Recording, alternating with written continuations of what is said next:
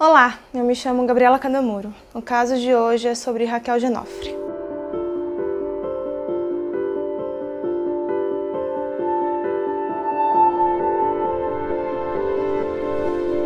Raquel Maria Lobo Oliveira Genofre, de 9 anos, desapareceu no dia 3 de novembro de 2008, em Curitiba, no Paraná. Sua mãe fez um boletim de ocorrência informando o desaparecimento após Raquel não voltar da escola naquele dia.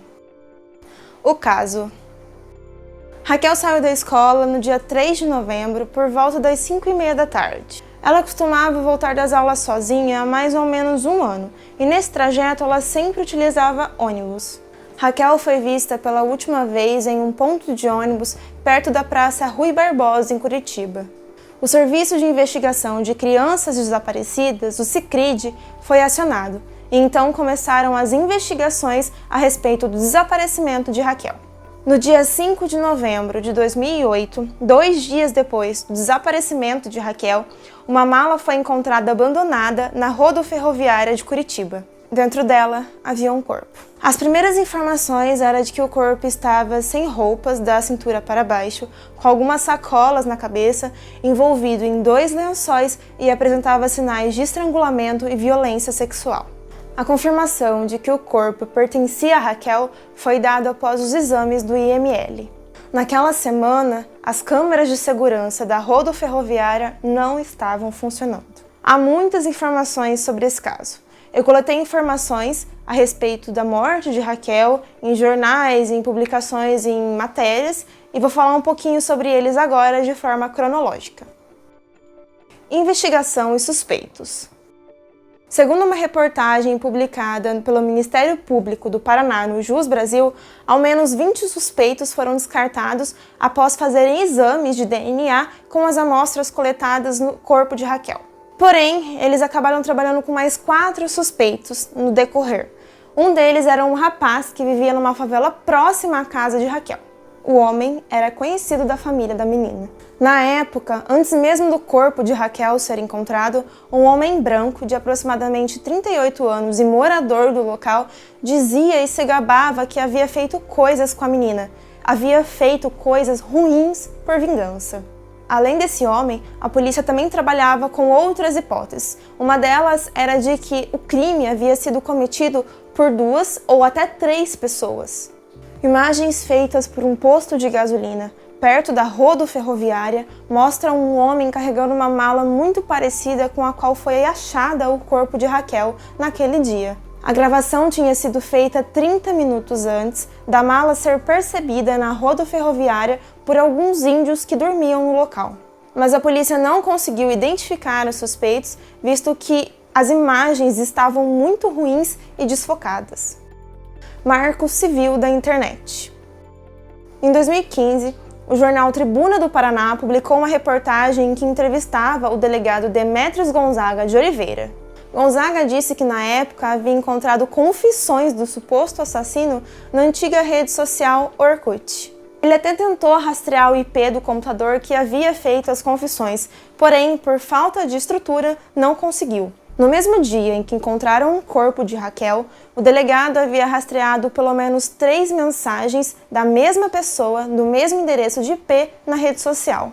Ainda no dia 5 de novembro de 2008, dia em que encontraram o corpo de Raquel, Gonzaga solicitou que o provedor da internet fornecesse o maior número de informações possíveis a respeito do emissor da mensagem.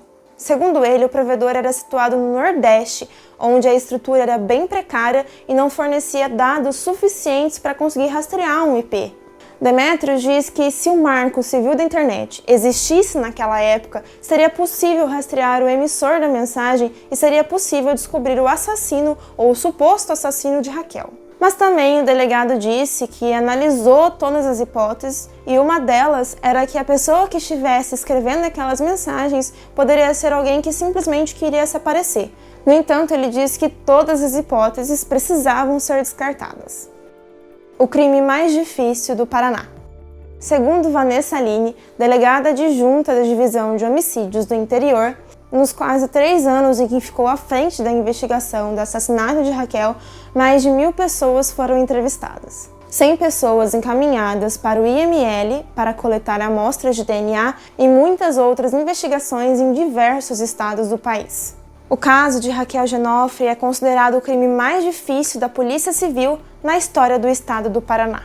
Não haviam pistas, não haviam imagens de câmera de segurança que pudessem ajudar na investigação, não haviam testemunhas, não havia absolutamente nenhuma prova que dissesse como Raquel foi pega, como Raquel foi assassinada ou quem assassinou Raquel. A delegada afirma que muitas pessoas foram ouvidas, mas as dificuldades eram muito grandes porque nenhuma testemunha conseguia de fato chegar a uma conclusão e dar alguma informação que realmente fizesse diferença nas investigações.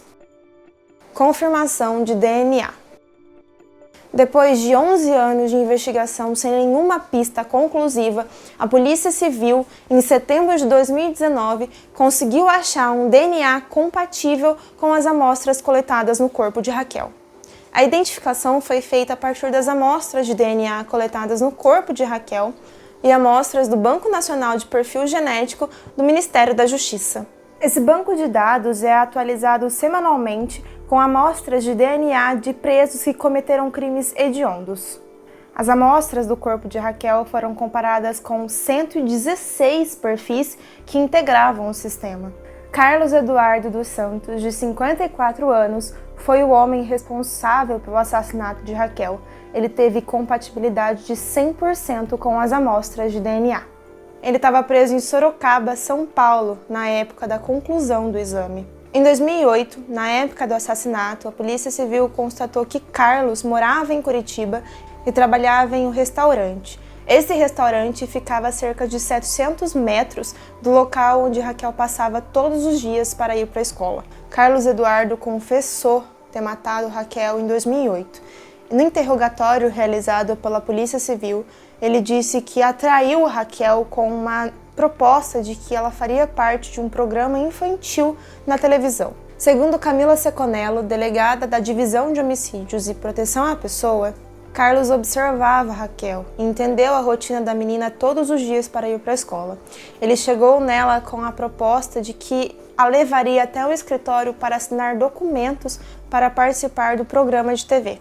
Raquel até chegou a dizer para o acusado de que precisava da autorização dos pais, mas em alguns minutos Carlos Eduardo conseguiu convencer a menina de que ela não precisava dessa autorização e que ela mesma poderia assinar esses documentos. Quando chegaram no suposto escritório, Raquel percebeu que alguma coisa estava errada e começou a gritar. Foi então que Carlos Eduardo cometeu o crime sexual com a menina, com ela ainda viva, e depois a matou por estrangulamento.